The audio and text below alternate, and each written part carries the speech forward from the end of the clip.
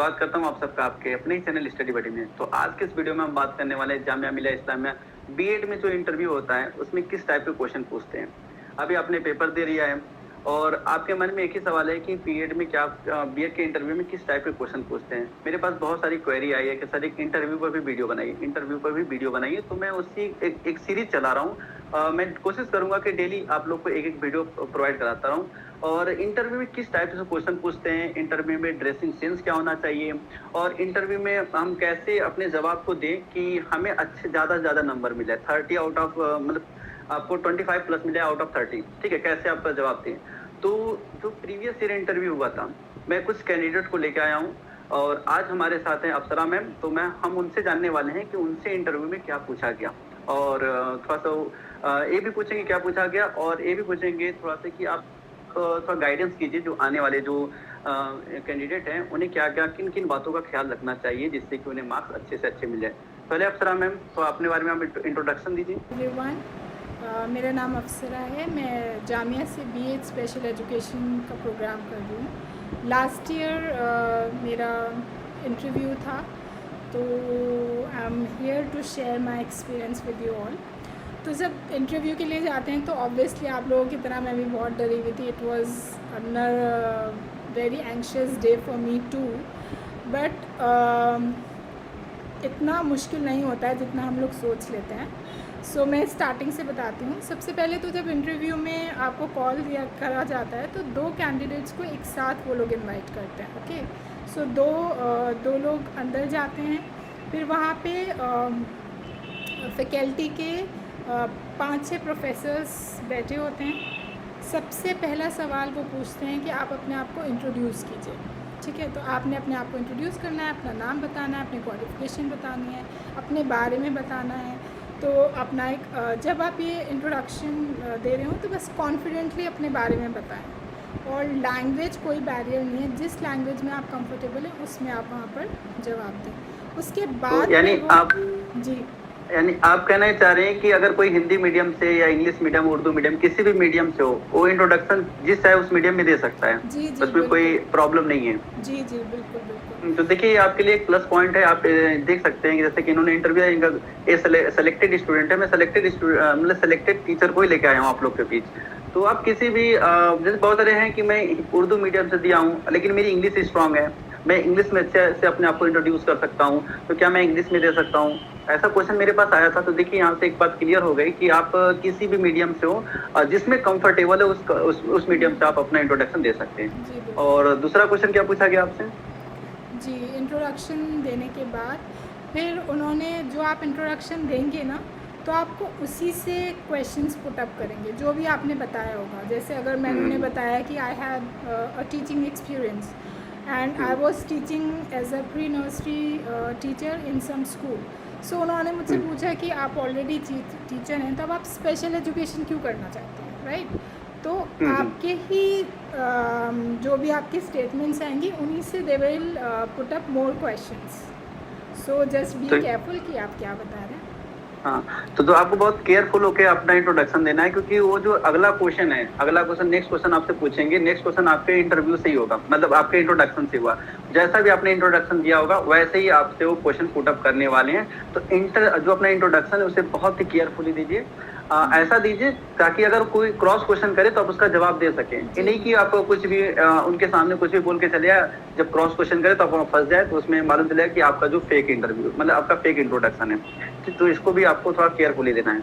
और इसके बाद आपसे क्या पूछा गया? जी, और एक सवाल बहुत जर्नल से भी पूछते हैं कि आप क्यों करना चाहते हैं? हाँ, बीएड क्यों करना चाहते हैं? तो जैसा कि मैं पहले भी आप लोग को बता चुका हूँ, ग्रुप में भी बता चुका हूँ आप लोग को कि आप बीएड क्यों करना चाहते हैं, इसका एक अच्छा सा जवाब तैयार करके रखिए। बीएड क्यों करना चाहते हैं हर कैंडिडेट से पूछा जाता है, जितने भी कैंडिडेट हैं सब कैंडिडेट से पूछा जाता है कि आप बीएड क्यों करना चाहते हैं। तो आपके जवाब के हिसाब से आपको नंबर मिलते हैं। जिसका जवाब जितना ज़्यादा पॉजिटिव होगा उसको उतने ज़्यादा पॉजिटिव नंबर मिलेंगे। ठीक, इसके बाद आपसे क्या पूछा गया? जी, और बेसिकली एक चीज़ मैं यहाँ पे ऐड करना चाहूँगी कि बीएड आप क्यों करना चाहते हैं, ये सवाल का जवाब वो ये भी एक्सपेक्ट कर रहे होते हैं इस जवाब में, क्योंकि बीएड एक स्किल डेवलपमेंट कोर्स है और यहाँ से जब आप पास आउट होते हैं तो आप एक प्रोफेशन में जाने वाले हैं। तो वो ये देखना चाहते हैं कि आप कितना सीरियस हैं जब आप बीएड कर रहे हैं। ठीक है, आप इसलिए तो बीएड नहीं कर रहे हैं कि जस्ट किसी ने आपसे कहा बीएड कर लो, क्या आप वाकई में सीरियस हैं। तो they want to invest their time on students who are very serious and who are going to work in this field after completing their this program. So this is the reason why they ask this question. Okay. और कुछ लोग इसको job oriented बताते, तो job oriented बताना कितना मतलब कितना ज्यादा यूजफुल रहेगा, मतलब एग्जाम मार्क्स से, अगर मार्क्स से प्रोस्पेक्टस से बात करें, अगर हम जॉब ओरिएंटेड बताएं कि जो बीएड और जॉब ओरिएंटेड हम जॉब के लिए करना चाह रहे हैं बीएड, तो एक कितना पॉजिटिवनेस लाएगा आपके जवाब में, मतलब आपके इंटरव्यू में कितना पॉजिटिव? इसका बहुत अच्छा जवाब है मेरे पास, क्योंकि मेरे इंटरव्यू में मुझे ये बोला गया था कि it's a job oriented course, और because I am married also, तो दे वांटेड टू कंफर्म कि क्योंकि मेरी ज़िंदगी की और रिस्पॉन्सिबिलिटीज़ की वजह से ऐसा तो नहीं है कि मैं आगे जाके कुछ काम नहीं करूँगी, क्योंकि वो चाहते हैं कि जब आप यहाँ से एक प्रोफेशनल कोर्स करके जा रहे हैं, जॉब ओरिएंटेड कोर्स करके जा रहे हैं, तो आप कुछ काम करें उसके बाद, उससे सीट को आप वेस्ट ना कर दें। और उन्होंने खुद ही मेंशन किया था कि it's a very good job oriented course and it is a very good profession and to serve the society. तो देखिए यहाँ से आप उसके साथ साथ अपने मतलब स्किल के साथ इसको भी ऐड कर सकते हैं कि ये जॉब ओरिएंटेड है और इससे अच्छा जॉब नहीं मिल रहा। टीचिंग का जो जॉब है, इससे बेस्ट जॉब कोई हो ही नहीं सकता अब। और फिर और कोई क्वेश्चन पूछे या फिर इतना पे इंटरव्यू आपका ओवर हो गया? हाँ, बस यही पूछा था, उसके अलावा मेरे से यही पूछा था। कुछ बच्चे बता रहे थे कि उनसे सब्जेक्ट रिलेटेड भी पूछ लिया था, लाइक जो उन्होंने खुद पढ़ा है उनसे related 1-2 questions, but most of the time they keep it very simple and very in time, like journal questions पूछते हैं उस वक्त के, क्योंकि वो आपको जज कर रहे हैं, आपकी पर्सनालिटी, आप क्या सोच रहे हैं, आप यहाँ क्यों बैठे हैं, उसको शायद ज़्यादा जज कर रहे हैं। तो मेरे अगर आपको कोई सजेशन देना होगा जो कैंडिडेट हैं, तो आप क्या सजेशन देंगे उन्हें कि आप ऐसे जाएं? अच्छा, ड्रेसिंग सेंस के बारे में तो हमने बात नहीं किया, ड्रेसिंग सेंस कैसी रखनी चाहिए, इसके बारे में कुछ आइडिया? जी, ड्रेसिंग सेंस बहुत मतलब फॉर्मल होनी चाहिए। ऑब्वियसली आप जैसे अगर आप फीमेल कैंडिडेट हैं तो you should wear a graceful salwar suit, और अगर मेल हैं तो फॉर्मल ड्रेस ऑप्ट करेंगे तो बेटर है। और उसके अलावा जब आप जो भी इंटरव्यू आप दें, सबसे पहले तो just have confidence, believe in your self what you are saying, और उस कॉन्फिडेंस के साथ जब आप कुछ भी बोलते हैं तो दैट मैटर्स। एक और चीज़ मैं यहाँ पे शेयर करना चाहूँगी, उन्होंने मुझसे एक क्वेश्चन इस तरह का पूछा था, as I said earlier, because I am married, तो they just want to confirm whether I am very serious about all this course and studies. So उन्होंने एक ही क्वेश्चन को अलग अलग प्रोफेसर्स ने पूछा था कि बाद में आपको प्रॉब्लम आएगी, चैलेंजेस आएंगी, will you able to manage it, you have to be on your toes, are you serious about it. तो इसी बात को हर किसी ने अलग अलग करके पूछा था। They I think they wanted to break me down, but I was very stiff and I said no, I'm very serious about it and I want to do it. So just be confident. अगर वो आपको grill भी करें या आपको बार बार test करना चाहें कि आप जो कह रहे हैं कि आप उसमें कितना फर्म्ड हैं अपने डिसीजन में, तो just be confident, that is the key to success. आपको अपने पॉइंट, जो भी आपने पॉइंट रखा उस पर आपको एकदम बने रहना है कि नहीं हमें करना ही करना है, हमें जॉब में बीएड करना है, और बीएड करना वो भी जामिया से करना है, ठीक है। इस पर भी आप मतलब देख सकते, इस तरह से बोल दें, मतलब ये भी, क्योंकि मेरे साथ जो कैंडिडेट थी